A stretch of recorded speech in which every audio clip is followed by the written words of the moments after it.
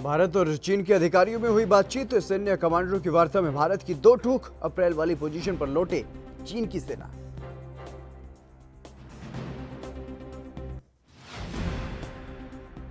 दिल्ली में और बढ़ा विवाद। केजरीवाल सरकार ने कराई गंगाराम अस्पताल पर एफआईआर। महामारी रोग अधिनियम के उल्लंघन का लगाया आरोप।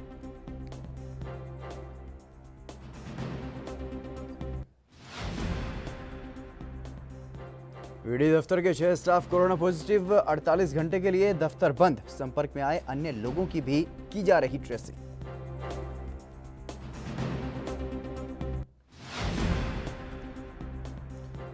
चीनी सामान के बहिष्कार का ट्वीट करने पर अमूल का अकाउंट सस्पेंड। लोगों के गुस्से के बाद ट्विटर ने दी सफाई। तकनीकी कारणों से अकाउंट किया गया था ब्लॉक।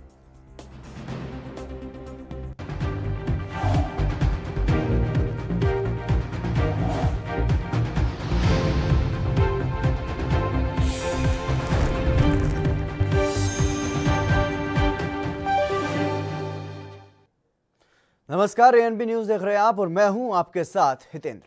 कांग्रेस सांसद राहुल गांधी ने एक ट्वीट के जरिए मोदी सरकार के लॉकडाउन के फैसले का कड़ा विरोध जताया है। राहुल ने इसके लिए भारत की तुलना में कुछ देशों के कोरोना केसों का ग्राफ और उस देश में लॉकडाउन और अनलॉक के तारीख को हाईलाइट किया है और इसी को लेकर के बीजेपी नेता शाहनवाज हुसैन ने प्रतिक्रिया दी है। साथ ही सीएम ममता बनर्जी पर भी निशाना साधा है। राहुल गांधी जी पूरी तरह गलत तुलना कर रहे हैं। कोरोना से जो लड़ाई भारत लड़ रहा है वो दुनिया में बेहतरीन लड़ाई लड़ रहा है, क्योंकि जिसका मिसाल इटली और अन्य कंट्री का राहुल गांधी दे रहे हैं, वहां पर कोरोना पॉजिटिव की तादाद आबादी के तनासुब में बहुत ज्यादा है, वहां पर मौत ज्यादा हुई है। भारत की सरकार ने राज्य सरकारों को विश्वास में लेकर एक मजबूत लड़ाई लड़ी है। राहुल गांधी रोज कोरोना पर कंफ्यूजन पैदा कर रहे हैं। कृपया कोरोना के वक्त में इस तरह का कंफ्यूजन पैदा मत कीजिए। देश के लोगों को गुमराह करना बंद कीजिए। ममता बनर्जी पूरी तरह कोरोना की लड़ाई को कमजोर कर रही और शुरू से जब कोरोना आया था तब भी उन्होंने कह दिया था ये तो जानबूझकर दिल्ली से एक बीमारी की अफवाह फैलाई जा रही। आज बंगाल में जो हालत है वो बहुत चिंताजनक है। कोरोना के खिलाफ लड़ाई में ममता जी को जिस नेतृत्व के साथ लड़ना चाहिए वो नेतृत्व देने में पूरी तरह नाकामयाब रही है।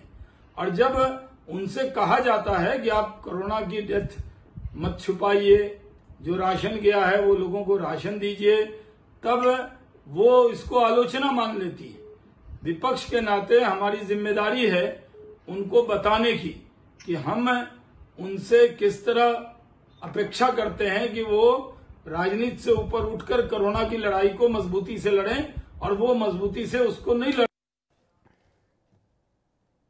बीजेपी के पूर्व अध्यक्ष और केंद्रीय गृह मंत्री अमित शाह रविवार को बिहार में ऑनलाइन रैली करेंगे और बिहार में आगामी विधानसभा चुनाव के लिए इसे बीजेपी के चुनावी अभियान के आगाज के तौर पर देखा जा रहा है। इसी को लेकर के केंद्रीय मंत्री अश्विनी कुमार चौबे ने अपनी प्रतिक्रिया दी है। राजद के लोग या कांग्रेस के लोग क्या कहते हैं वो कहते रहे, हमें उसकी चिंता नहीं है। हमें उन गरीबों की चिंता है।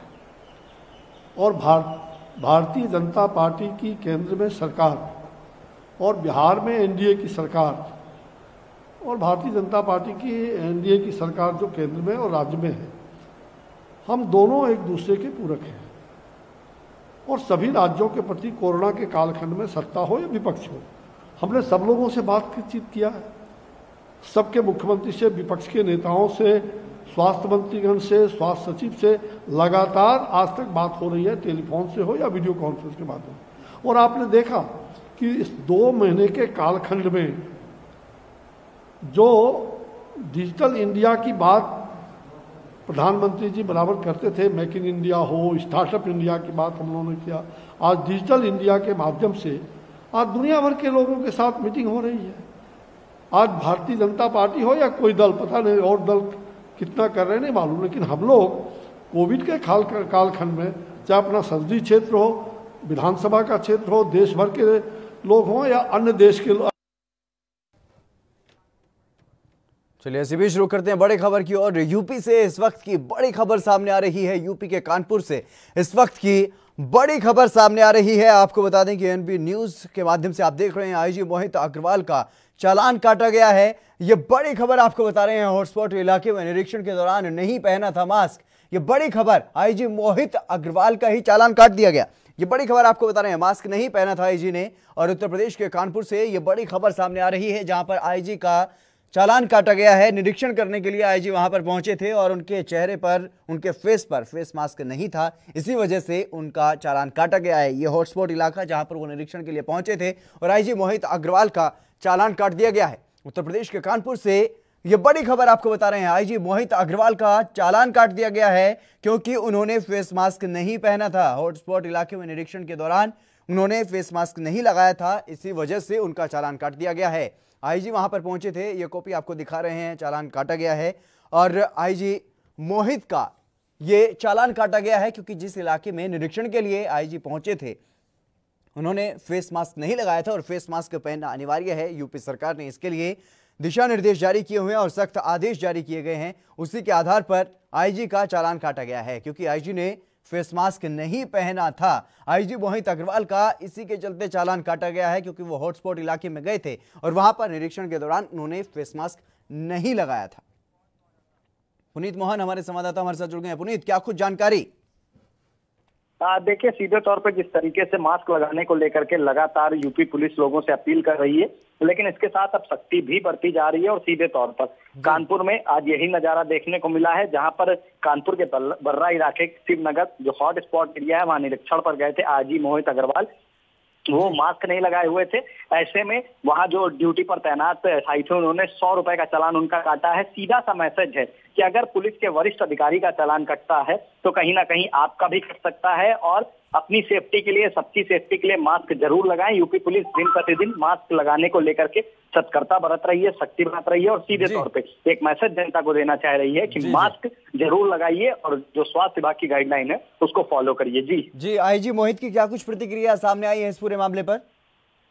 देखिए, सीधे तौर पर उन्होंने अपनी गलती भी मानी और चालान जमा कर दिया और सीधे तौर पर जनता से भी अपील करी है कि सभी लोग मास्क लगाएं। भूल बस भी कभी ऐसा ना हो कि आप बिना मास्क के बाहर निकले। कभी कभी लोगों से हो जाता है कि वो मास्क नहीं लगाते हैं, लेकिन एक जरा सी लापरवाही आपके स्वास्थ्य के लिए भारी पड़ सकती है और आपके अपने प्रियजनों के लिए और समाज के लिए भारी पड़ सकती है। ऐसे में मास्क लगा करके ही बाहर निकलें। जी तमाम जानकारी देने के लिए बहुत बहुत शुक्रिया पुनीत मोहन आपका। तो आईजी ने अपनी गलती मानी है और चालान भी भर दिया है और साथ ही साथ उन्होंने जनता से भी अपील की है कि जरा सी भी चूक ना करें, जरा सी भी चूक भारी पड़ सकती है जिस तरीके की ये महामारी फैल रही है। चलिए बढ़ेंगे अगली खबर की ओर। हरियाणा के हिसार में प्रदेश भर से कर्मचारी संगठनों के नेता एकत्रित हुए और सभी लोगों ने मार्केट कमेटी में सरकार के खिलाफ जमकर प्रदर्शन किया और सोनाली फोगाट की गिरफ्तारी की मांग की है। सभी संगठनों के नेता हिसार में इकट्ठा हुए थे, जिसमें महिलाएं भी शामिल थी और इस दौरान कर्मचारियों ने जमकर प्रदर्शन किया और धरने पर बैठ गए। प्रदर्शन में व्यापारी भी दुकानें छोड़कर के धरने पर बैठ गए और व्यापार मंडल के अध्यक्ष बजरंग दास गर्ग ने यह कहा है कि हरियाणा प्रदेश के निंदनीय है, ये हरियाणा प्रदेश में जो घटना हुई है वो निंदनीय है और बीजेपी नेत्री ने सुल्तान सिंह से बदतमीजी की और उसको थप्पड़ और चप्पलों से उसकी पिटाई एक गलत हरकत है और उनकी हरियाणा सरकार से ये मांग है कि अपराधी को गिरफ्तार किया जाना चाहिए और इस मामले की जांच भी होनी चाहिए। उन्होंने कहा है कि मंडी का सचिव सुरक्षित नहीं है तो आम आदमी कैसे सुरक्षित होगा।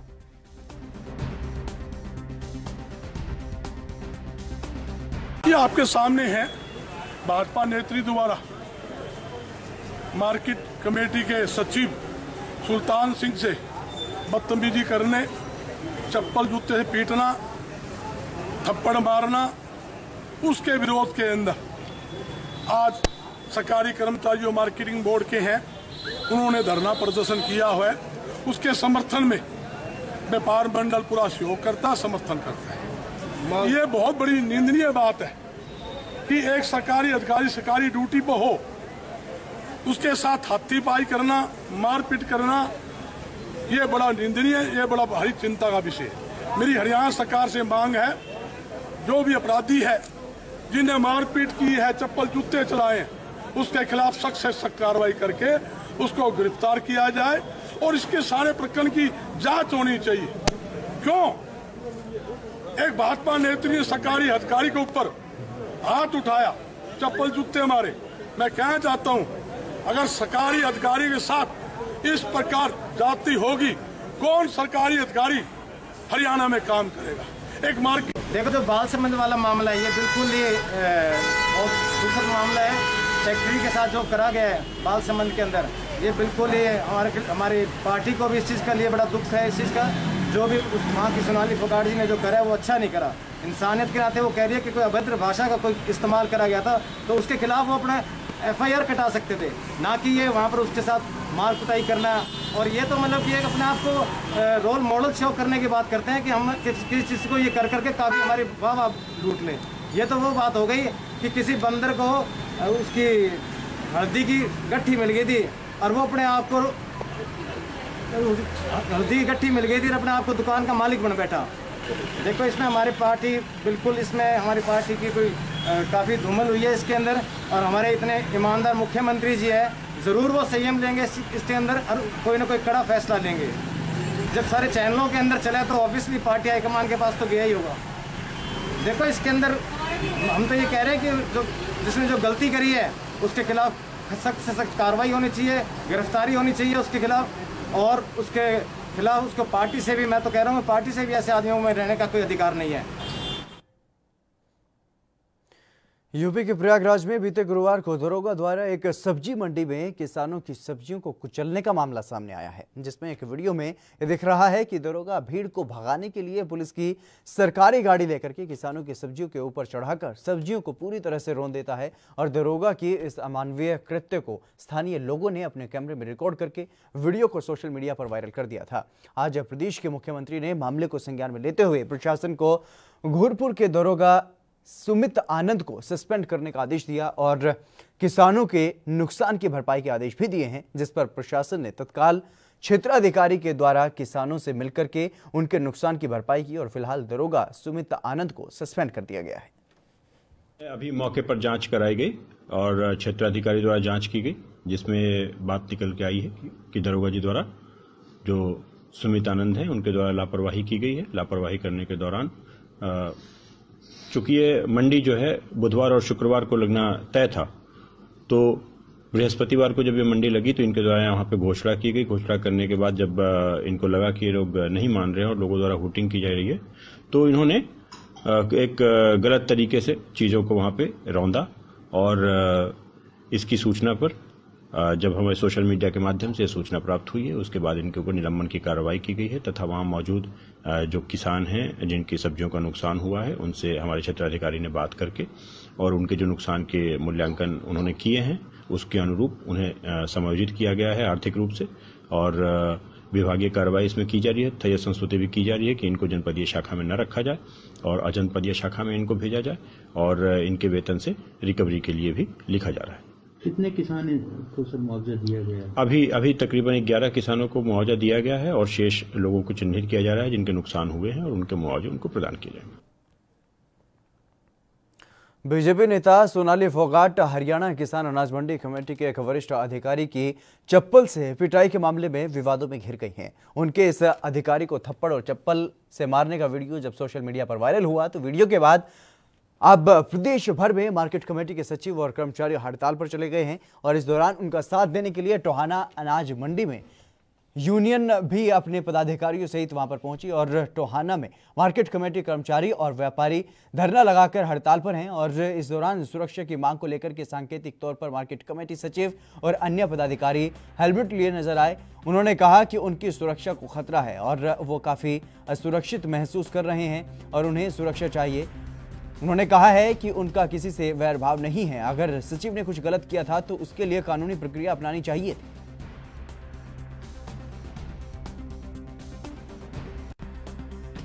एसोसिएशन जो कल बादल मंडी में कांड हुआ है, इसकी कड़े शब्दों में निंदा करती है और दोषी कोई भी ऐसे कितना भी बड़ा है उसको गिरफ्तार करने की मांग करती है।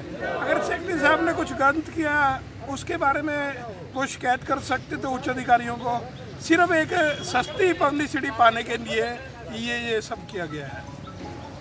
बहुत नज़र गलत हुआ है। सेक्रेटरी साहब तो ये पहले हमारे टवाने भी रह ली, बहुत अच्छे इंसान है, बहुत अच्छे बढ़िया आदमी है।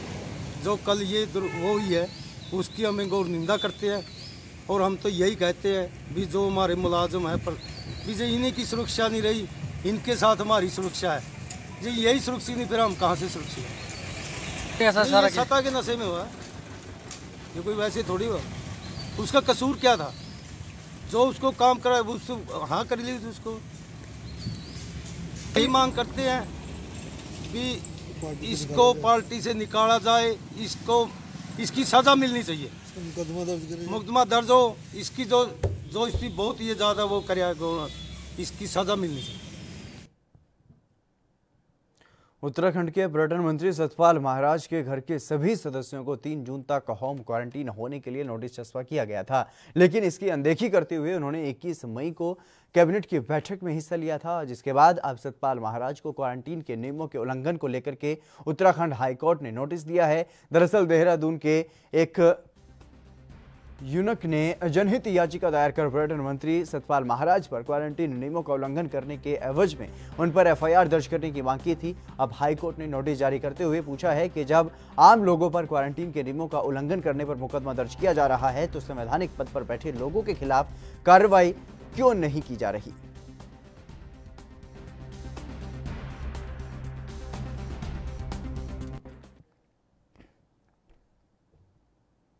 हरियाणा के उप मुख्यमंत्री दुष्यंत चौटाला ने कहा कि धार्मिक स्थलों को 6 फीट की दूरी के नियम का पालन सुनिश्चित करते हुए खोला जाएगा और किसी भी प्रकार से गैदरिंग जैसे जागरण, नमाज, जगराता आदि को अनुमति नहीं दी जाएगी और शॉपिंग मॉल गुरुग्राम और फरीदाबाद को छोड़कर बाकी जगह शुरू कर दिए जाएंगे।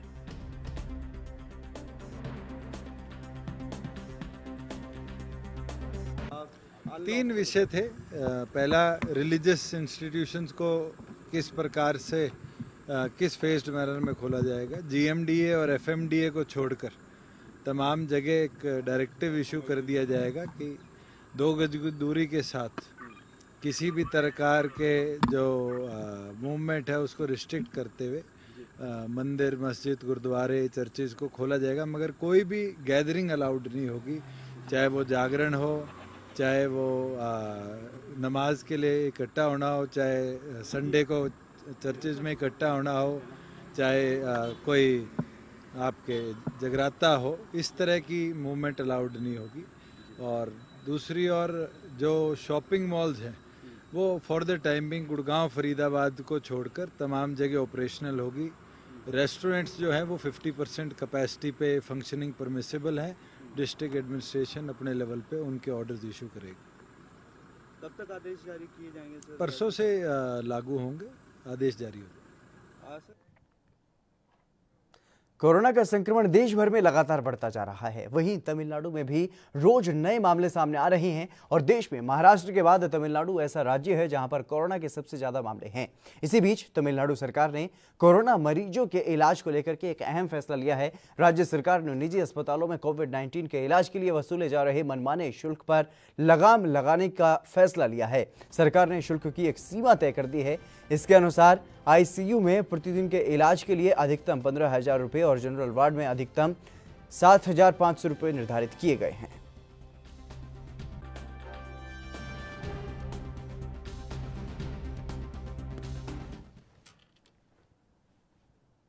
अमित शाह की डिजिटल रैली पर बिहार के डिप्टी सीएम सुशील कुमार मोदी ने कहा है कि अभी भी लॉकडाउन की स्थिति बनी हुई है, इसलिए हमने डिजिटल माध्यम का इस्तेमाल करने का निर्णय लिया है। वैसे एक रैली में 40 से 50 लाख रुपए खर्च होते हैं, इसमें 1 लाख रुपए भी नहीं लगेंगे और बिहार में 12 करोड़ जनसंख्या है और 9 करोड़ मोबाइल फोन है।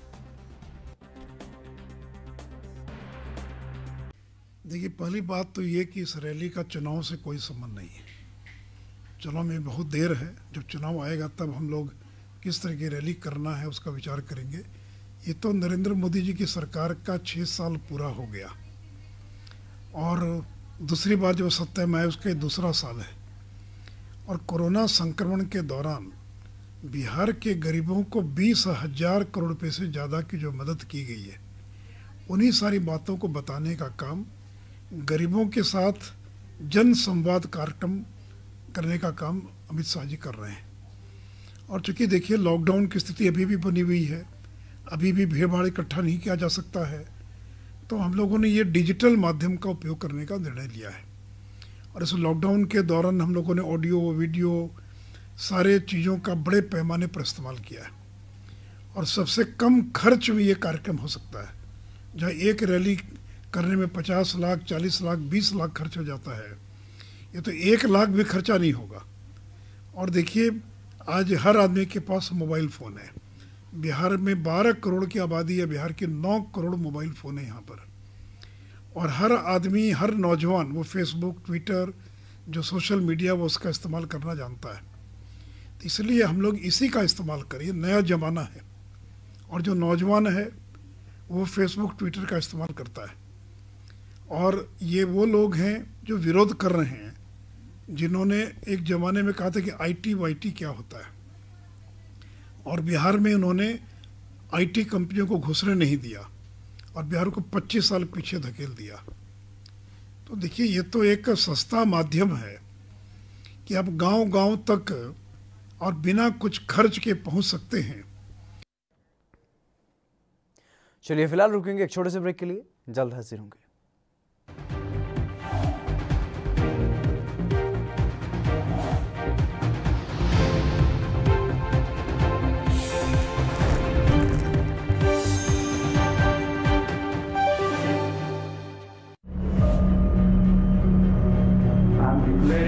Public health emergency of international concern over the global outbreak of novel coronavirus. Bharat की कोरोना वायरस से जंग।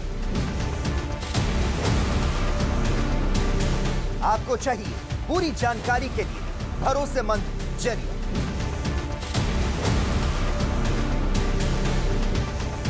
जानकारी जो अफवाहों पर ना हो। 24 घंटे 7 दिन लगातार। एक टीम जो आप तक पहुंचा रही है कोरोना वायरस से जुड़ी हर खबर, सिर्फ ANB न्यूज पर।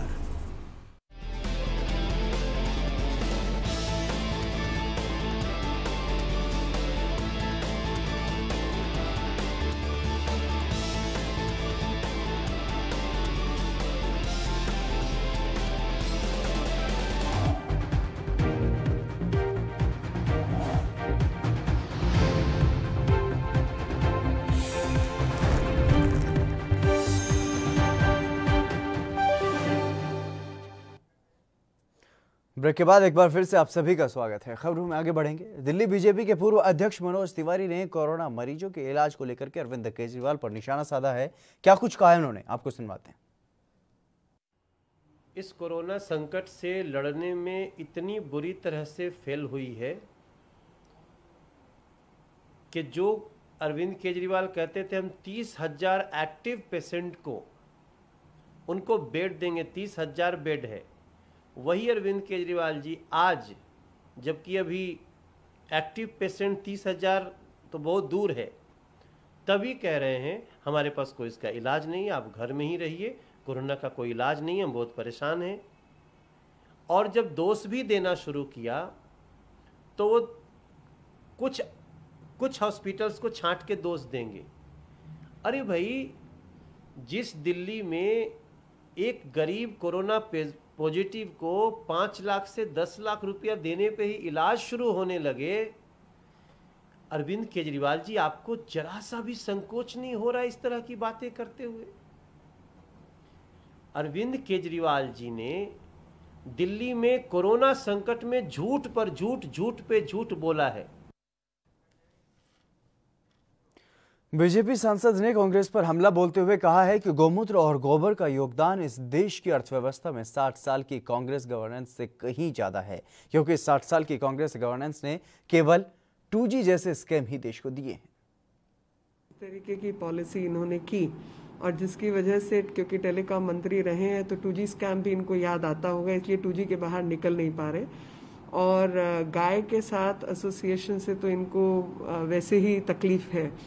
एक ऐसी पार्टी अगर समझ जाती तो जो मेरे को लगता है गौमूत्र और गोबर का जो योगदान है इस देश की अर्थव्यवस्था में, उसको वो 60 साल की कांग्रेस की गवर्नेंस से कहीं ज्यादा है, क्योंकि 60 साल की गवर्नेंस ने 2G जैसे स्कैम्स ही दिए हैं। बिहार के मुख्यमंत्री नीतीश कुमार ने मुजफ्फरपुर के श्री कृष्ण मेडिकल कॉलेज और अस्पताल में बने PICU वार्ड तथा मुजफ्फरपुर सदर अस्पताल के मातृ शिशु सदन का उद्घाटन किया है। साथ ही मधुबनी जिला अंतर्गत झंझारपुर मेडिकल कॉलेज का शिलान्यास भी किया है। उद्घाटन और शिलान्यास के ये कार्यक्रम वीडियो कॉन्फ्रेंसिंग के जरिए संपन्न किए गए हैं।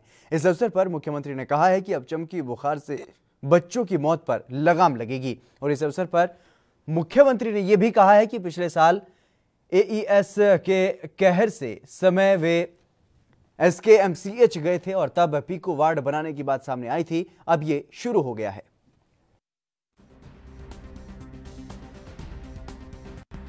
जो मुजफ्फरपुर का पीकू है, पेडियाट्रिक इंटेंसिव केयर यूनिट, जिसके बारे में पिछली बार हम लोगों ने ये तय किया था कि इसको निर्मित कराएंगे जो स्थिति को देखते हुए, और लक्ष्य के मुताबिक इसका काम पूरा हुआ। जैसा कि बता ही रहे थे माननीय स्वास्थ्य मंत्री जी, बीच में कोरोना वायरस के चलते ये काम रुक गया था। पुलिस स्टेशन मीरा रोड में फिर उस काम ऑफिस के तहत उसको पूछ इसका जब ये बातचीत होती रही मुजफ्फरपुर, सब लोगों ने मेहनत किया, प्रयास किया, और आज ये स्थिति है कि न सिर्फ बनकर तैयार हो गया, बल्कि आज ये खुशी की बात है कि आज भले ही हम लोग इसका उद्घाटन कर रहे हों, लेकिन उसका उपयोग शुरू हो के बारे में। लेकिन इसके अलावे हम लोग अतिरिक्त प्राथमिक स्वास्थ्य केंद्र के बारे में भी हम लोग सोच रहे हैं कि चरणबद्ध तरीकों से निर्माण करते हुए हेल्थ एंड वेलनेस सेंटर के रूप में विकसित किया जाएगा।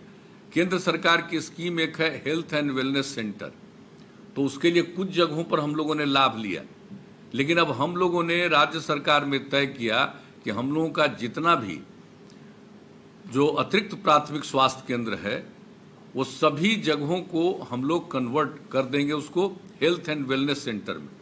तो कोई काम नहीं हम लोग छोड़ रहे हैं। और ये जो कोरोना वायरस के चलते हो रहा, तो उसके बारे में तो हम सबको यही कहेंगे कि भाई देख लीजिए, कोरोना वायरस के मामले में बिहार में तो जागृति बहुत रही, गांव-गांव के लोगों में जागृति रही, तो ये मामूली बात नहीं है। इसलिए कोरोना वायरस के भी क्षेत्र में भी जो हम लोगों ने जन जागृति का अभियान शुरू किया। छत्तीसगढ़ के बीजापुर में 7 लाख के इनामी नक्सली दंपति ने सरेंडर कर दिया है। और दरअसल नक्सल संगठन में पदोन्नति नहीं मिलने और कथित तौर पर माओवादी संगठन में प्रताड़ना से तंग आकर दोनों ने पुलिस के सामने आत्मसमर्पण किया है। और नक्सली प्लाटून नंबर 2 का सदस्य गोपी और उसकी पत्नी भारती ने नक्सल संगठन से पूरी तरह से तौबा कर लिया है। जानकारी के मुताबिक गोपी पर 73 आपराधिक मामले पंजीबद्ध है और 50 स्थायी वारंट भी लंबित है। साथ ही गोपी अब तक 2 दर्जन से अधिक वारदातों में शामिल रहा है।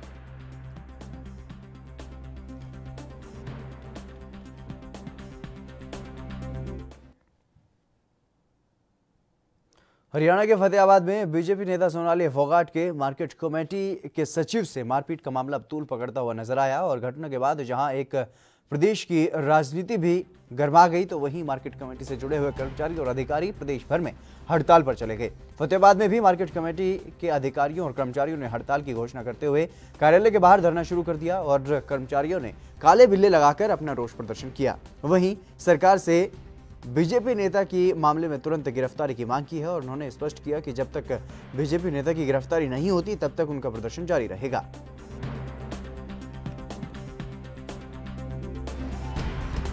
सर, कल जो ये वीडियो वायरल हुआ जिसमें हमारे आदरणीय सुल्तान जी सचिव हिसार मार्केट कमेटी में बहुत ही जो कि बहुत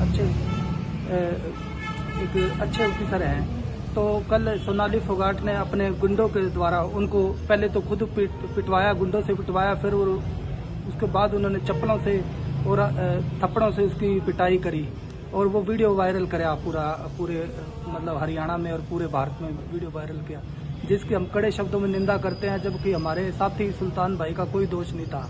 उन्होंने वो अपनी बिल्कुल ड्यूटी कर रहे थे और ड्यूटी के ऊपर उन्होंने बिल्कुल बड़े अच्छे तरीके से उनको डील किया है, परंतु फिर भी उन्होंने कोई अपनी आपसी रंजिशी के कारण उनके ऊपर ये हमला किया है। तो हम इसकी कड़े शब्दों में निंदा करते हैं और हरियाणा सरकार से ये आग्रह करते हैं कि इसकी जल्द से जल्द गिरफ्तारी हो और इसके खिलाफ कड़ा एक्शन लिया जाए, ताकि आगे से हम हमारे जैसे जो भी हम कर्मचारी भाई हैं हम अपनी ड्यूटी पूरी लगन और मेहनत के साथ कर सकें। सर हमने जब से लॉकडाउन शुरू हुआ है, हम सुबह सभी मार्केट कमेटी के कर्मचारी बिना किसी उसके हम सुबह 4 बजे उठ के और सब्जी मंडियों को हमने संभाला। उसके बाद हमने आपने जैसे सबने देखा भी, हमने सीजन में भी इतनी मेहनत करी। उसके बदले अगर हमारे साथ ऐसा अगर होता है तो ये हमारे लिए बहुत ही हमारा एक तरह मोरल डाउन करने वाली बात है। तो क्या किया जी आज आपने? हाँ जी, आज क्या किया जी आपके द्वारा? हमारे आज हमने अपना बिल्कुल कार्य सारा सस्पेंड किया और हमने अपना ऑफिस का ताला लगा के और यहाँ धरने पे बैठे हैं। जब तक हमारी सरकार नहीं मानेगी तब तक हम इसको बिल्कुल नहीं खोलेंगे, ऑफिस को नहीं खोलेंगे और सरकार से आग्रह करेंगे कि वो इसके खिलाफ कड़ी से कड़ी कार्रवाई करें। सरकार की नई गाइडलाइंस के मुताबिक 8 जून से देश भर में मंदिर मस्जिदों के साथ ही अन्य धार्मिक स्थलों को खोलने के दिशा निर्देश दिए गए हैं और इसे लेकर के मंदिर मस्जिदों में साफ सफाई और सैनिटाइजेशन का काम भी शुरू हो गया है। उधर सरकार की नई गाइडलाइंस का आम लोगों ने भी स्वागत किया है।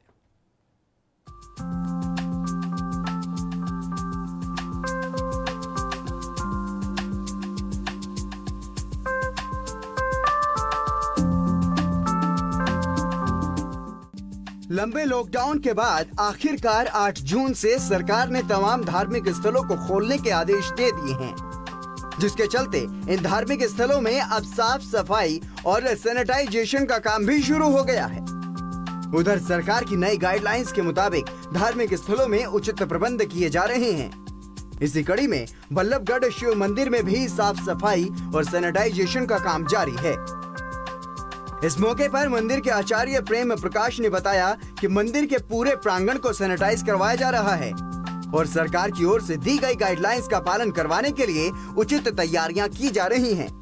इसके साथ ही उन्होंने बताया कि मंदिर खुलने के बाद कोई भी भगत जन प्रसाद लेकर नहीं आएगा, बल्कि मंदिर प्रबंधकों की ओर से ही भक्तों को प्रसाद उपलब्ध करवाया जाएगा। की तैयारी हो रही है मंदिर प्रशासन तो सबका ही प्रशासन है और प्रशासन की अनुमति ये है दूरी बना करके रखें, 5-5 मिनट की दूरी से सभी आएं और सभी माथा टेकें। प्रसाद की व्यवस्था मंदिर से ही रखी गई है। प्रसाद की व्यवस्था ये नहीं कि साथ में लेकर के आएँ या हलवाई से बना हुआ प्रसाद लाएं, उसको असभ्य माना गया है। पहले से भी प्राचीन काल में मंदिर में जो भोगराग की व्यवस्था होती थी वो मंदिर के अंदर ही होती थी, उसको अपरस सेवा कहते थे। तो अपरस सेवा से बीमारियां नहीं बढ़ती हैं, सपरस सेवा से बीमारियां बढ़ती हैं। स्पर्श करने से जितना चीज को कम स्पर्श होगा उतना ज्यादा पवित्र माना गया है। अच्छा, मंदिर वहीं दूसरी तरफ मस्जिदों में भी तमाम तरह की तैयारियां की जा रही हैं। बल्लभगढ़ मस्जिद के मौलाना ने बताया कि लंबे लॉकडाउन के बाद अब लोग जागरूक हो चुके हैं और हम यहाँ सरकार की गाइडलाइंस को लेकर तमाम तैयारियां कर चुके हैं, ताकि सरकार के आदेश के अनुसार जहां लॉकडाउन की पालना होगी तो वहीं अल्लाह की इबादत भी हो सकेगी। इसके साथ ही मौलाना ने कहा कि धार्मिक स्थल खुलने से हर आदमी अपने धर्म के अनुसार इबादत और पूजा पाठ कर सकेगा, जिससे ऊपर वाले की नाराजगी भी दूर होगी। इस दौरान पूरी दुनिया में आपसी भाईचारा और अमन शांति भी कायम होगी। देखिए, इसकी हमने पहले से ही पूरी तैयारी कर रखी है, क्योंकि जब 22 मार्च को लॉकडाउन हुआ तो उसमें लगभग हर आदमी, देश का हर नागरिक इससे जागरूक हो चुका। और जहाँ तक सवाल है मस्जिदों का, मंदिरों का, गुरुद्वारों का, चर्चों का, तो जैसे जैसा अब ये खुल रही हैं, 8 तारीख के बाद पता चल रहा है कि भाई ये खुलने जा रही हैं, तो उसी तरह से हम मास्क के साथ, सोशल डिस्टेंसिंग के साथ, साफ़ सफाई के साथ और जो सरकार की गाइडलाइन आएंगी उन गाइडलाइनों के तहत हम मस्जिदों में अपनी नमाज का और मतलब उसका पूरी तरह से व्यवस्था कराने की कोशिश करेंगे, जिसमें कि लॉकडाउन का भी पालन हो जाए और इबादत भी तरीके से हो जाए और किसी को ये छुआछूत वाली बीमारी है जो कोरोना वायरस, ये भी ना लग पाए। उधर धार्मिक स्थल खुलने के बाद से आम लोगों में भी उत्साह है। उनका कहना है कि वो लंबे समय के बाद धार्मिक स्थलों में पहुंचकर इबादत कर सकेंगे। देखिए, कितने दिन हो गए और अपनी इबादत गाहों में हम नहीं पहुंच सके, अब खुलने जा रही है, तो ये बहुत खुशी की बात है। और अल्लाह ताला से हम इबादत गाह में अपनी दुआ मांगेंगे सबके लिए, देश के लिए भी और बीमारी के लिए भी। तो ये सब ऊपर वाले ख़त्म करेगा और बहुत खुशी की बात, हम अपने सजदे करेंगे, जाएंगे और अपने नियम पालन से धन्यवाद अदा करेंगे। बहुत खुशी की बात है। गौरतलब है कि देश में 25 मार्च से लॉकडाउन के चलते सभी धार्मिक स्थल बंद हैं, लेकिन अब सरकार की नई गाइडलाइंस के मुताबिक 8 जून से सभी धार्मिक स्थल खोल दिए जाएंगे। लेकिन इस दौरान लोगों को उचित दूरी भी बनाए रखनी होगी ताकि कोरोना वायरस को धार्मिक स्थलों में पहुंचने से रोका जा सके। फरीदाबाद से पूजा शर्मा की रिपोर्ट, ANB न्यूज।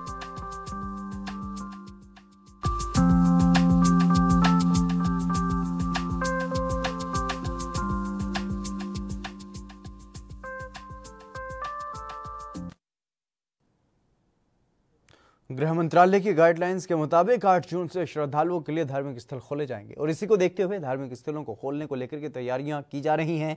दिल्ली के छतरपुर मंदिर में भी सैनिटाइजेशन का काम चल रहा है। सोशल डिस्टेंसिंग को बनाए रखने के लिए व्यवस्थाएं की जा रही हैं और मंदिर के प्रवेश द्वार पर थर्मल स्क्रीनिंग की व्यवस्था भी की गई है ताकि मंदिर में आने वाले सभी श्रद्धालुओं की थर्मल जाँच भी की जाए।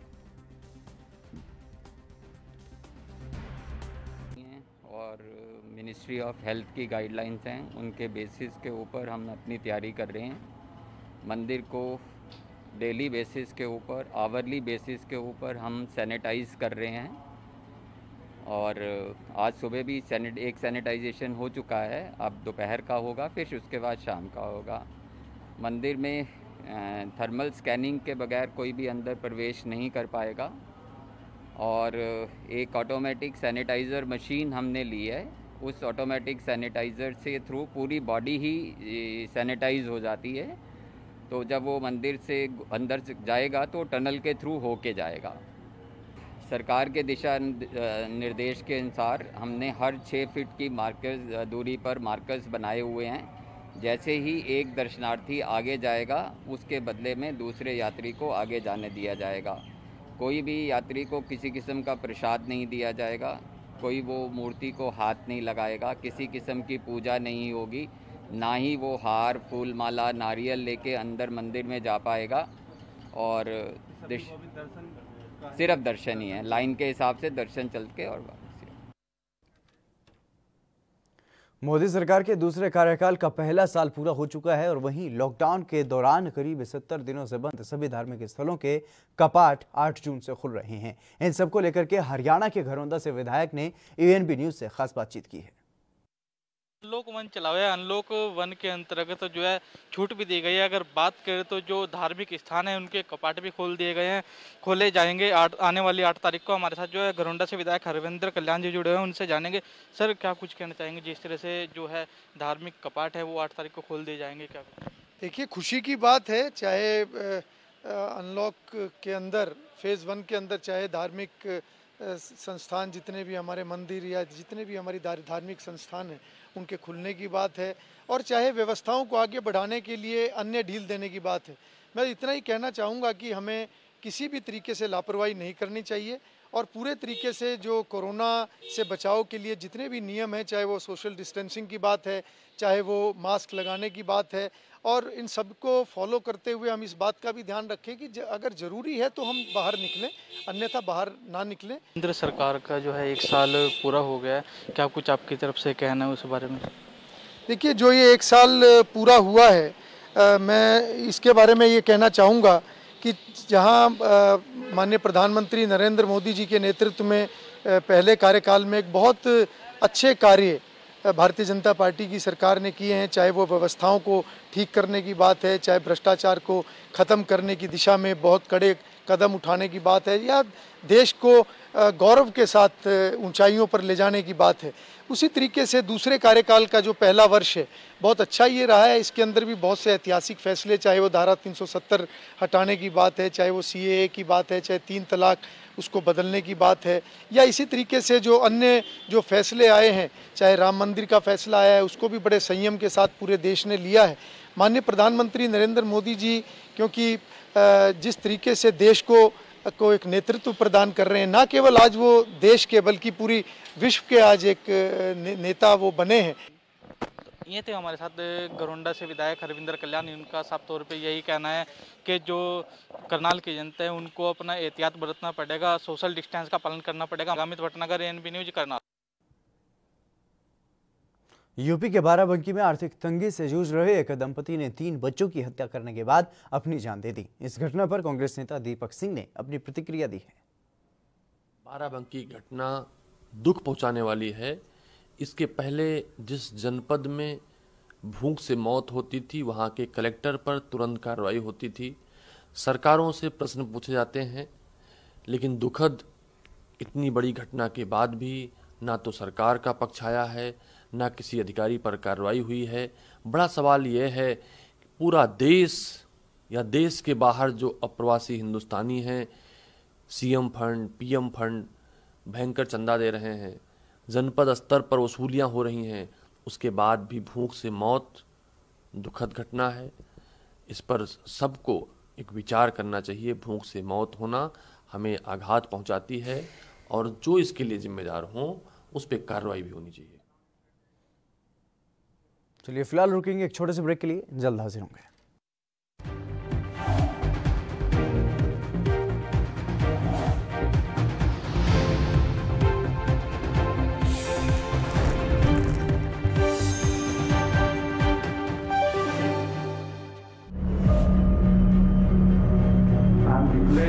Public health emergency of international concern over the global outbreak of novel coronavirus. Bharat की कोरोना वायरस से जंग। आपको चाहिए पूरी जानकारी के लिए भरोसेमंद जरिया।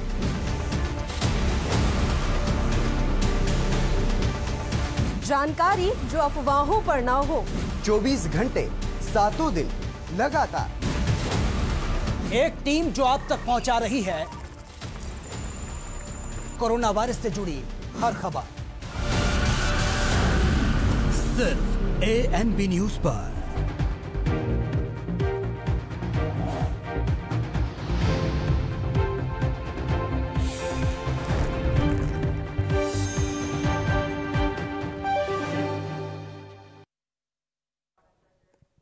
ब्रेक के बाद एक बार फिर से आप सभी का स्वागत है। खबरों में आगे बढ़ेंगे। देश में लॉकडाउन अब मजदूरों और कर्मचारियों के लिए अभिशाप बनकर लगा, लेकिन अब धीरे धीरे गाड़ी पटरी पर लौटने लगी है और प्रवासी मजदूरों की भी वापसी होने लगी है। इसी कड़ी में पंजाब के बरनाला जिले में 60 मजदूरों की वापसी हुई है, जिन्हें किसानों ने अपनी जेब खर्च पर बसों के जरिए वापस पंजाब बुलाया है। ये रिपोर्ट आप देखिए।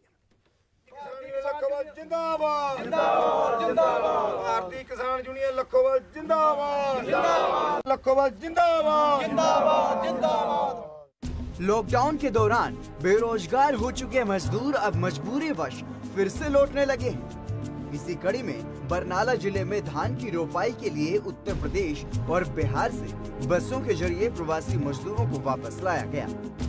इन बसों का खर्च खुद किसानों और मजदूरों ने मिलकर उठाया है। कुल 3 बसों में यूपी बिहार से 60 मजदूरों को लाया गया है और इस तरह बरनाला पंजाब का पहला जिला बन गया है जहां बसें भेजकर मजदूरों को वापस लाया गया है। उधर बरनाला पहुंचे सभी मजदूरों का कोरोना टेस्ट भी करवाया जा रहा है। वहीं इस मौके पर भारतीय किसान यूनियन लखोवाल के जिला अध्यक्ष जगसीर सिंह ने बताया कि किसानों को कोरोना वायरस के चलते इस बार आशंका थी कि मजदूरों की कमी के चलते धान की रोपाई नहीं हो सकेगी और उनके खेत खाली रह जाएंगे, जिसके बाद उन्होंने जिला प्रशासन पर धरना प्रदर्शन कर दबाव बनाया और जिला प्रशासन ने उसके बाद किसानों को बाहरी राज्यों से मजदूर लाने की अनुमति दी।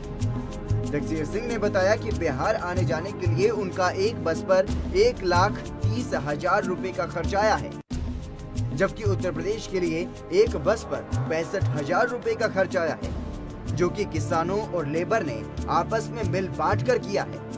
उन्होंने बताया कि बाहरी राज्यों से आए मजदूरों को 10-10 ग्रुप में खेतों में ठहराया गया है, जहां उनका कोरोना टेस्ट और सोशल डिस्टेंसिंग का पूरा ध्यान रखा जा रहा है।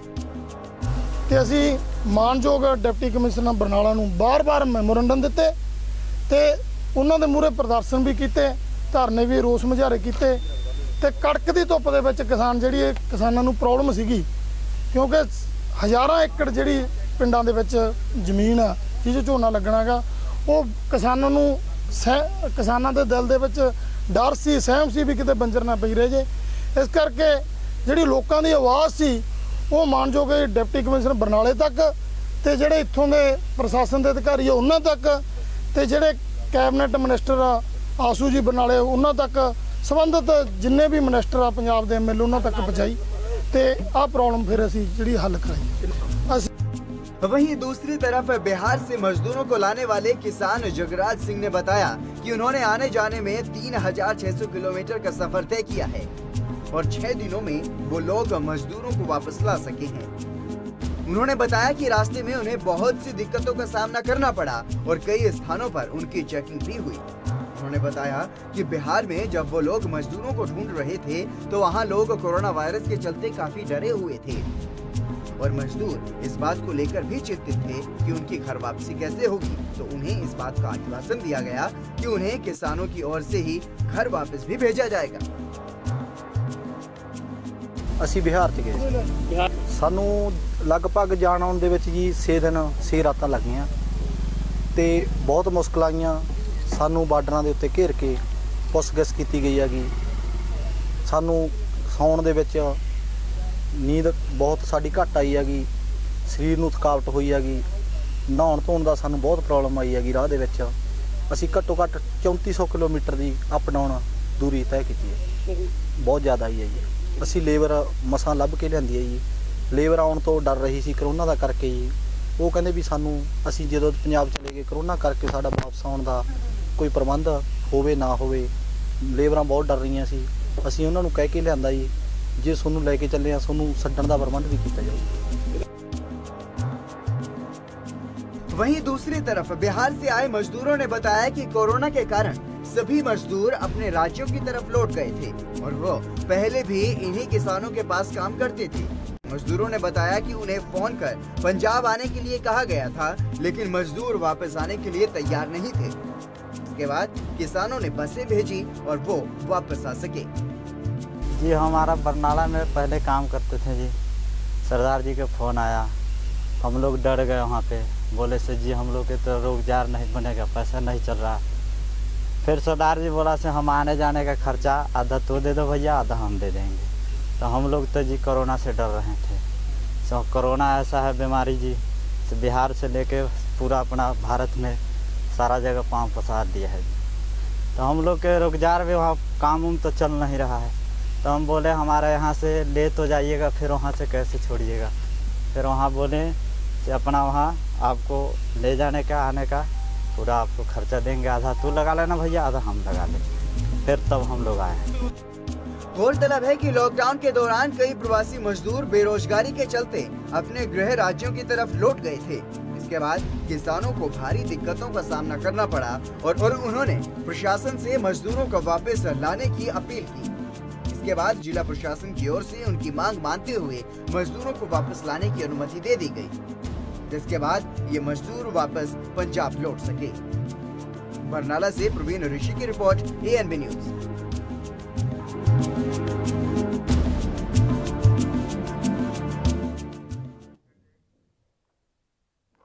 हाल ही में केरल में एक गर्भवती हथिनी की मौत का मामला सामने आया था, जिसके बाद देश भर में आक्रोश का माहौल देखने को मिला और उसके बाद लगातार लोगों ने हथिनी की मौत पर दुख जताया और इसी को देखते हुए चेन्नई के एवरवीन स्कूल में भी श्रद्धांजलि दी गई।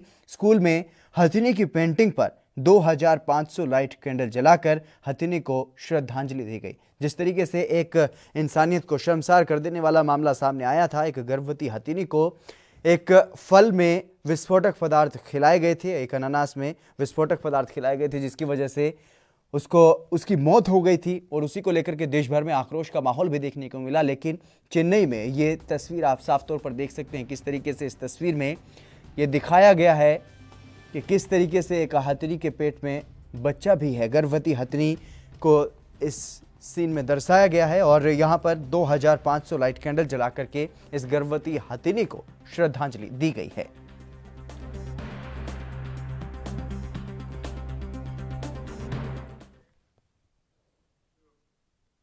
देश के प्रधानमंत्री नरेंद्र मोदी भले ही पूरे देश के लोगों से अपील कर रहे हों कि मास्क लगाना बहुत जरूरी है, लेकिन उनकी पार्टी के नेता ही उनकी बात पर अमल नहीं कर रहे हैं, सोशल डिस्टेंसिंग का पालन नहीं कर रहे हैं और खुलेआम उल्लंघन कर रहे हैं। कुछ ऐसा ही देखने को मिला है श्री फतेहगढ़ साहिब में, जहां बीजेपी के द्वारा आयोजित कार्यक्रम में पंजाब बीजेपी के स्थानीय नेताओं और कार्यकर्ताओं ने सरेआम सरकार की गाइडलाइंस की धज्जियां उड़ाई हैं और सोशल डिस्टेंसिंग नियमों का उल्लंघन करते हुए यहां पर दिखाई दिए हैं। ये फोटो आप देख सकते हैं जिसमें बीजेपी के नेता खड़े हैं, किसी के भी चेहरे पर मास्क नहीं है और सोशल डिस्टेंसिंग का पालन भी यहां पर नहीं किया जा रहा है।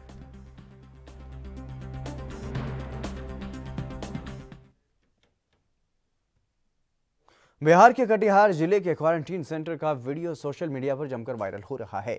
इस वीडियो में एक प्रवासी श्रमिक एक चतुरनार करके सिंगार गीत पर जबरदस्त डांस करता हुआ नजर आ रहा है और सोशल मीडिया पर यह वीडियो काफी वायरल हो रहा है, जहां लोग प्रवासी की प्रतिभा का लोहा मान रहे हैं।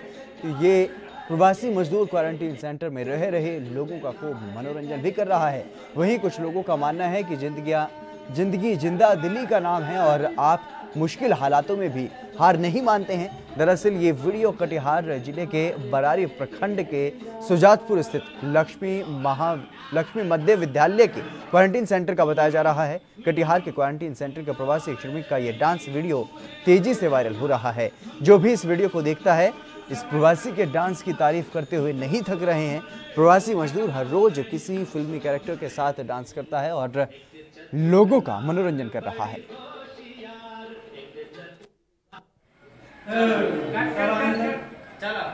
चलो 8 जून से दर्शकों के लिए चिड़ियाघर खुलने जा रहा है, लेकिन चिड़ियाघर का टिकट घर फिलहाल बंद ही रहेगा और ऑनलाइन टिकट बुकिंग की जाएगी। चिड़ियाघर में प्रवेश के पहले दर्शकों के फोन पर ऑनलाइन बुक किया गया टिकट देखा जाएगा और सभी को फेस मास्क लगाना भी यहां पर अनिवार्य होगा और साथ ही थर्मल स्क्रीनिंग में दर्शकों का तापमान सामान्य आने पर ही उन्हें प्रवेश दिया जाएगा। लखनऊ के नवाब वाजिद अली शाह प्राणी उद्यान के डायरेक्टर ने उद्यान खोले जाने को लेकर की जा रही तैयारियों की जानकारी दी है। सुबह 8:30 से 10:30, इसके बाद 11:30 से 1:30 बजे और फिर शाम को 3 बजे से 5 बजे तक। तो जो भी दर्शक आएंगे वो 2-2 घंटे ही केवल यहाँ रह पाएंगे। तो बल्कि हम आपके माध्यम से ये भी कहना चाहेंगे जो 8:30 से 10:30 की पाली में आए तो 9 बजे तक आ जाएं ताकि 1.5 घंटे वो घूम सकें, क्योंकि 10:30 बजे सबको बाहर जाना होगा। फिर से हम मेन स्थान को सैनिटाइज करेंगे। इसी तरह से जो 11:30 से 1:30 बजे आएंगे वो भी अगर 12 बजे तक आ जाएँ ताकि 1:30 बजे तक कुछ देख पाएँ और चले जाएँ। और अभी केवल ऑनलाइन टिकट को ही हम अलाउ कर रहे हैं, क्योंकि ताकि किसी तरह के भीड़ भाड़ टिकट विंडो में ना हो। तो जो दर्शक इसमें आना चाहते हैं वो अपना ऑनलाइन टिकट करें, हमारी वेबसाइट से ले लें। सब ऑनलाइन टिकट हमारे खुले हुए हैं, ऑनलाइन टिकट ले सकते हैं, उसमें आएँ। और एक पाली में हम 500 लोगों को ही अलाउ करेंगे ताकि और सोशल डिस्टेंसिंग का पालन हो सके और किसी तरह के संक्रमण से हम लोग बचाव कर सकें। और हम जो भी दर्शक आएंगे उनकी सबकी थर्मल स्क्रीनिंग होगी और थर्मल स्क्रीनिंग में स्वस्थ पाए जाने पर ही उनको हम एंट्री। टिकटॉक स्टार और भाजपा नेता सोनाली फोगाट ने मार्केट कमेटी के सेक्रेटरी को थप्पड़ मारे जाने के मामले ने अब तूल पकड़ लिया है और मार्केट कमेटी के कर्मचारी सोनाली फोगाट के विरोध में आ गए हैं। पूरे प्रदेश में मार्केट कमेटी के दफ्तरों के बाहर धरना प्रदर्शन किया गया और वहीं भिवानी के मार्केट कमेटी कर्मचारियों ने भी धरना प्रदर्शन दिया और सोनाली के खिलाफ मार्केट कमेटी के दफ्तर के बाहर जोरदार नारेबाजी की गई। कर्मचारी नेताओं ने कहा है कि इस मामले की उच्च स्तरीय जांच होनी चाहिए और सोनाली फोगाट को सजा मिलनी चाहिए। भाई साहब, आपको सभी को पता ही है, पूरे भारतवर्ष में वीडियो वायरल हुआ है। एक हमारे सुल्तान सिंह जिसने हमारे मार्केटिंग कमेटियों ने पूरे हरियाणा में जितनी मेहनत की शायद ही किसी डिपार्टमेंट ने की होगी। मार्केट कमेटी हो, चाहे वो हॉस्पिटल हो, चाहे वो पुलिस डिपार्टमेंट हो, चाहे वो पत्रकार बंधु हो, कोई भी हो, जिसने भी इसके अंदर काम किया है वो एक सराहनीय काम किया है। हमने 24 घंटे अपना घर बात छोड़ के, बच्चे छोड़ के और कमेटियों के हित में, जनता के हित में, शहर में जाके घर घर सब्जी पहुंचाने का हो कार्य हो, चाहे अनाज पहुंचाने का कार्य हो, चाहे कोई और डिपार्टमेंट का कार्य हमारे को सौंपा गया हो, हमने वो कार्य पूरा ईमानदारी से कार्य किया है। एक अभिनेत्री ने, एक बीजेपी लीडर ने सरेआम एक अधिकारी श्री सुल्तान सिंह सचिव था हमारा हिसार का, उसको बुढ़ा चुपड़ा के बुला के और अपने गुंडों से पिटवाया, जूतों से पिटवाया। ये एक अच्छा कार्य नहीं किया। हम इसके अंदर सरकार, हरियाणा सरकार से ये मांग करते हैं, अगर ईमानदार सीएम, मुख्यमंत्री हरियाणा सरकार के ईमानदार हैं तो उनके जल्द से जल्द उसको जो भी जो कानून के तहत मुकदमे दर्ज हैं उनके खिलाफ करके और उसको अंदर करे, और जो सेक्रेटरी के तरफ हमारे जो सुल्तान सिंह सहायक जो सचिव हैं उनके खिलाफ जो झूठे मुकदमे किए हैं उनको वापस ले और इसका जल्दी से फैसला करे, नहीं तो सर्व कर्मचारी संघ की मदद लेके मार्केटिंग बोर्ड अनिश्चितकालीन हड़ताल के ऊपर जाने के लिए विवश हो जाएगा। आज आप लोगों ने जिस प्रकार से हड़ताल किसान को एक एक दाना खरीदेंगे। किसान की समस्या हमारी पहली प्राथमिकता है। हम किसान भाइयों को ये विश्वास दिलाते हैं। अभी भी हमारे पास 10 किसान आ रही है गेहूं की फसल लेके, हमने उनका एक कर्मचारी को छोड़ रखा है, वो गेट पास कटवाएगा, गेहूं देखेगा, मंडी में जाएगा। हम किसी भी किसान भाई को कोई भी दिक्कत का साहस नहीं होने देंगे। जो आज का जो कल जो एपिसोड जो घटना घटी है, जो बीजेपी की नेत्री है, मतलब इसकी तो हम कड़े शब्दों में निंदा करते हैं। जो नेत्री कह रही है कि मेरे साथ बदतमीजी की, हम इस बात को मानते हैं। अगर किसी कर्मचारी कोई कर्मचारी बदतमीजी करता है किसी के साथ तो उसके खिलाफ FIR दर्ज कराए। ये थोड़ी है किसी को कोई कानून में हाथ लेने का, किसी को मतलब ये परमिट थोड़ी मिला हुआ है। वो एक वक्त तो कह रही थी अगर मैं जनता की सेवा करूंगी मुझे विधायक बना दो, मैं 24 घंटे आपके साथ रहूंगी। हम कहना चाहते हैं उससे बीजेपी की नेत्री से, आपका वो वादा कहाँ गया? अगर आपके साथ बदतमीजी की थी तो कानून को अपने हाथ में नहीं लेना चाहिए था और उसके मतलब कर्मचारी के खिलाफ FIR दर्ज होनी चाहिए थी। लेकिन आज हम जो विरोध प्रदर्शन हमने वो वीडियो वायरल हुई है उससे हमने पता चला है कि कोई भी कर्मचारी की कोई गलती नहीं है। 5 घंटे उसको साथ रखा है, उसके बाद उसके ऊपर मुकदमा दर्ज कराया है, उससे मतलब माफ़ी मंगवाई गई है, लेकिन उसको डरा धमका कर मुकदमा दर्ज कराया गया है। तो हमें इसकी कड़े शब्दों में निंदा करते। दूसरा, सर्व कर्मचारी संघ कहना चाहता है बीजेपी की ईमानदार सरकार है, माननीय मुख्यमंत्री महोदय जी इसकी जांच कराए उच्च स्तरीय, और उच्च स्तरीय जांच कराकर जो दोषी है उसको सजा दिलाई जाए। और ये जो कर्मचारी के खिलाफ जो प्रताड़ना की गई है, जो जूतों से पिटाई की गई है, इसकी हमें घोर निंदा करते हैं और बीजेपी की नेत्री को तुरंत गिरफ्तार। उत्तराखंड की राजधानी देहरादून बंद रही और कोरोना के बढ़ते मामलों को देखते हुए सीएम त्रिवेंद्र सिंह रावत ने बाजारों को हफ्ते के 2 दिन बंद रखने के निर्देश दिए थे और देहरादून के जिलाधिकारी को निर्देशित किया गया था कि शनिवार और रविवार को बाजार बंद रखकर सैनिटाइजेशन का काम करवाया जाए। देहरादून में शनिवार और रविवार को केवल आवश्यक सामानों से जुड़ी हुई दुकानें खोली जाएंगी और बाकी पूरा बाजार बंद रहेगा।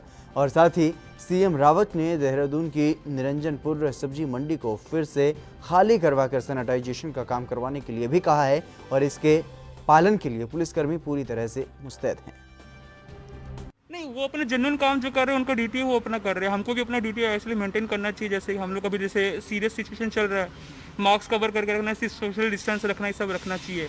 बट जबकि इमरजेंसी है, मेरे फादर का भी जैसे रिपोर्ट हमको इमरजेंसी रिक्वायर्ड है, डॉक्टर को भेजना है वो वाला चीज़, तो मेरे को इमरजेंसी के लिए निकलना पड़ा। मैं ये रेस्पेक्ट करता हूँ कि सर जो भी जैसे बोले रोके हमको, उनका रेस्पेक्ट भी करना चाहिए चीज़। बाकी दूसरे लोग क्या करते कि वो चीज़ फॉलो नहीं करते। आज से 2 दिन लॉकडाउन है और हर हफ्ता ये हर टाइम होना चाहिए। अच्छा, एक्चुअली सही डिसीजन सिलेक्ट किया गया, बट अगर देखा जाए तो किसका अगर इमरजेंसी भी अगर है तो उनको वो छोड़ देना चाहिए। तो बट ये एक्चुअली 2 दिन का जो बंद किया गया इतना इफेक्ट इसमें करेगा नहीं। अगर चाहेंगे तो पूरा महीना ये बंद करिए तो फिर इफेक्ट हो सकता है। ये 2 दिन इफेक्ट बंद करने से कुछ फायदा होने वाला नहीं है। बाकी दिन जो भीड़ हो रहा है उससे वही तो, अगर ऐसे चाहिए तो पूरा महीना ही बंद कीजिए फिर ना। 2 दिन बंद करके क्या मिलने वाला है? अगले दिन देखेंगे तो फिर से वही भीड़ शुरू हो जाएगी आपकी।